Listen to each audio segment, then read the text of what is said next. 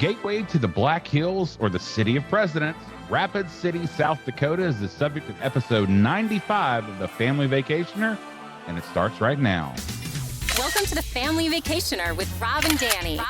The go-to podcast for families on the move. Welcome, friends. I'm Rob. And I'm Danny. And this is episode 95 of The Family Vacationer.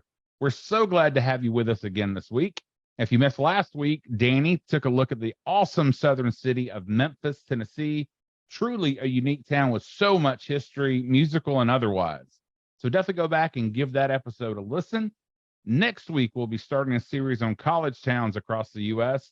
with our first stop in Athens, Georgia. We're also on the fast train to episode 100 of The Family Vacationer, and we'd love to include your voice on that episode. If you'll go to thefamilyvacationer.live / I believe I said backslash in other episodes, but it's / 100th episode. That's 100th episode. And you can leave us a message. Tell us about your favorite travel destination that you've learned about on one of our shows, or anything else that you've enjoyed about the show, or just say hello to us. Lots of fun things going on with the podcast, so please make sure and hit the subscribe button so you don't miss an episode. Yes, and today we're looking at a town east of Black Hills National Forest in western South Dakota. The Rapid City is also known as the City of Presidents. The town has a series of 43 life-size statues of U.S. presidents that spans several blocks downtown. Rapid City is the second largest city in South Dakota with a population of a little over 68,000 people. And joining us today to talk more about Rapid City is a familiar face, albeit in a new location. Brook Kaufman is president and CEO of Visit Rapid City. Brook, welcome back to the show. It's so good to be here. Nice to see you again. Good to see you as well. So let's talk about what led you to Rapid City. Oh, buddy, so many things. So obviously professionally for me, I was really looking to experience a different destination. So Rapid City is much more of a leisure destination. So that was really exciting for me. There's a couple things that I think too are super important in my decision. So one is I view this as the iconic American destination. So when I stand in front of Mount Rushmore, I feel really patriotic and American and all those things. So One was the opportunity to market a destination like that. And two is we're home to so many national parks and monuments. So it's really just a neat place to be. Also, it was time to make a move professionally. So here I am. Awesome. Yeah. So I want to ask you about Mount Rushmore, Black Hills National Forest. I'm going to have to admit, I haven't been. So for those of us who have never been, what are the best ways to enjoy the places? And, can you talk about some of the activities that families can take advantage of? Yeah, so many things. I'm going to start with Mount Rushmore because that's kind of where the intro went. Yeah. But I think initially a lot of people don't know all of the things you can experience when you go to the monument. So number one, there's an audio walking tour of the entire park. So not only just seeing the places, but you can really experience a lot of things. You can also walk the presidential trail on that. There's a sculptor studio. So when they were actually designing or preparing to do Mount Rushmore, they built a model size of that you can actually go in and see, which is super cool. Oh, that's cool. Know is that the monument didn't actually ever really get finished. So George Washington would have gone down a little bit farther. Abe Lincoln would have had more of a hand on his lapel or his cheek. So there's some neat things to see in that. And then also there's every night during the summer they do a lighting ceremony. So cool ways to do Mount Rushmore on that. And then also you asked about Black Hills National Forest. Is that right? Yeah. Mm-hmm. Yeah. So ATV, OTV, hiking, Jewel Cave, Wind Cave. So there's so many of the other attractions, all a part of that Black Hills area. And I think it's the attraction for so many people, but including families of why they want to. Nice. So what would you say is the best time to visit the area? Is it summer, spring? Now, Rob, as a director of tourism, that's a real hard question to answer because I don't think there's a bad time to visit. Right. Yeah. Right. I will try say to sneak it in there.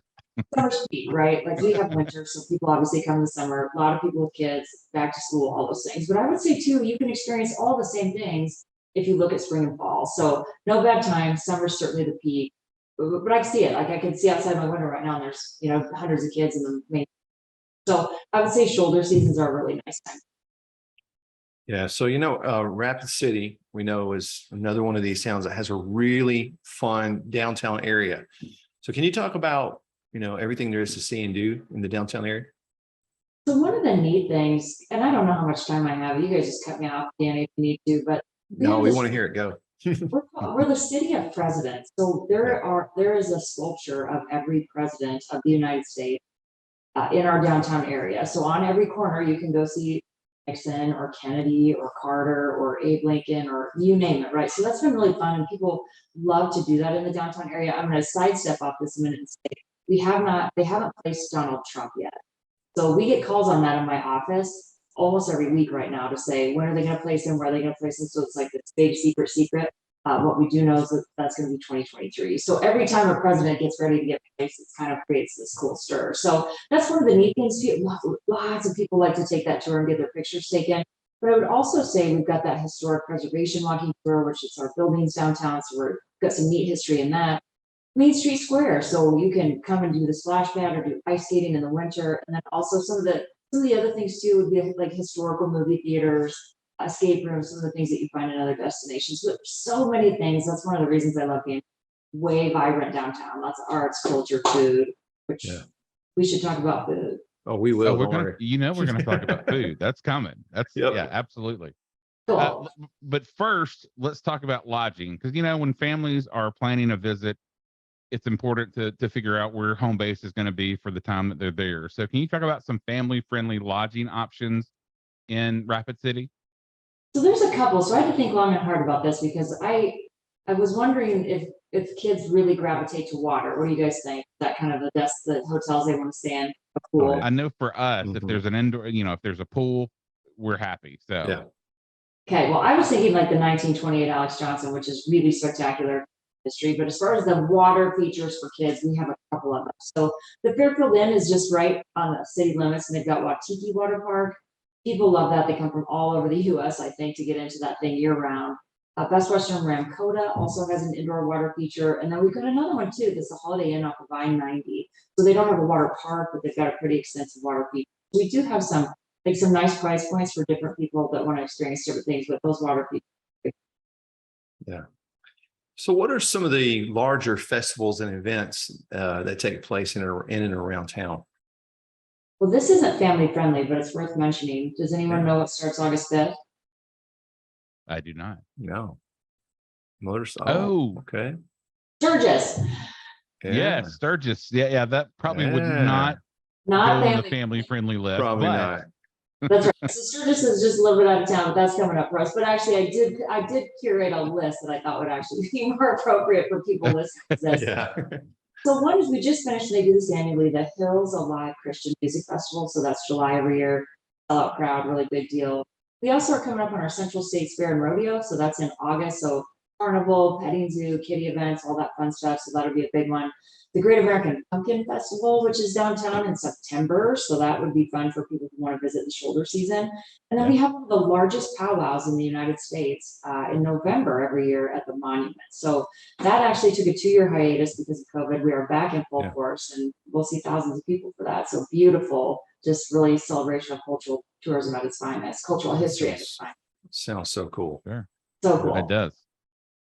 All right. Well, so now we can talk about food, because the big question. That's the important part of the entire podcast. So what places in Rapid City do you recommend families go in that they have to go to when they're visiting? So I love that I got a chance to talk about this. So my nephews were here from Omaha just last week. So I got to really experience the kid thing and what they really like. So one of the neat things we have downtown is called Press Start. It is an indoor arcade that is 2 stories. So upstairs is kind of the newer, fun, I'm going to kick out tickets kind of stuff. And then downstairs, I was like, oh, this is cool for mom and dad. It's all about vintage. Like I played skee ball for 2 hours down there, right? Pac-Man, all the cool stuff. So they have a restaurant in that facility. That's a lot of fun. I'm going to say this. So Firehouse Brewing, it is a brewery, but they are kind of like a very local, happy Applebee's. That's not, you know what I mean? It's not a national chain. It's just this really cool vibey thing, and all their marketing has to do with fire trucks. And so they do a really good job. Their menu's awesome for kiddos too. And then 2 more that are worth mentioning, Telly Silver Spoon, which is right downtown. They do a tremendous job on breakfast. So it really is a must. I think it's rated one of our top, certainly in the destination. And then this is kind of maybe a lesser known, but Colonial House. I think people would wait their whole life to have a caramel roll from that place. So many fun things, so many great restaurant options for you. Awesome. All right, so we always like to get a little personal with our guests, and we want to ask you, what are your personal favorite places in and around town to visit? So in full transparency, and you guys heard me say this because I'm new to the area, so I've been here 90 Yeah. days. So one of the things that I feel like I'm still getting to do is I have a visitor's guide that has dog ears on every page because I'm trying to experience the destination too. So that's been fun for me to be a visitor in a place because then I know, oh gosh, if somebody's hours are wrong, we know they're wrong because I'm looking because I'm a visitor and I show up in their clothes or whatever. So Right. Yeah. I do have a couple. A Chapel in the Hills is this really neat Norwegian church that they have services on Wednesdays, but they're open in the summer months and just a really spectacular from an architectural perspective. You love outdoor rec. I have had a different hike every Saturday and Sunday around this place, so lots of outdoor recreation. And then I also put down Custer State Park. So that is outside of Rapid City, but man, that they just have a wildlife loop and you really drive right in and see sheep and buffalo. And I mean, they're just right there. So anybody who's interested in wildlife, it's pretty cool deal. Awesome. It looks like a great town. So for more information on visiting Rapid, sorry, go ahead. When are we going to get you here? What are we going to do? I'm ready. Good question. Yeah. Can you send a plane? I'm just kidding. No, we'll definitely get up there. I have Mount Rushmore is on my list of places that I've always wanted to go. So absolutely. I've been to Sioux City, so now I just need to get up to Rapid City. And listen, those aren't even close, just so you know. Like we have George, Abe, Eddie, we're all looking for you guys. Like, what's going on? You're gonna make us sit here and wait. But anyways, giving you a hard time, but we'd sure love to welcome you. We'll get there. Don't worry. For sure. Yeah. Well, for more information on visiting Rapid City, consult your travel agent and go to visitrapidcity.com. Brooke, thanks so much again for being on the show with us. We appreciate your time. Thanks for having me, guys. Thank you. Hey everyone, if you're ready to plan your next family vacation, call my dad. He would love to help you as a certified travel agent. He never charges a fee to help you plan your vacation. Email him at rjones@starstufftravel.com. Get started planning your vacation today. Well, that is it for this week's show. Join the Family Vacationer next week as we start a series on college towns with a look at Athens, Georgia. Till next time. Thank you for listening to the Family Vacationer. Make sure and subscribe to hear more of Rob and Danny.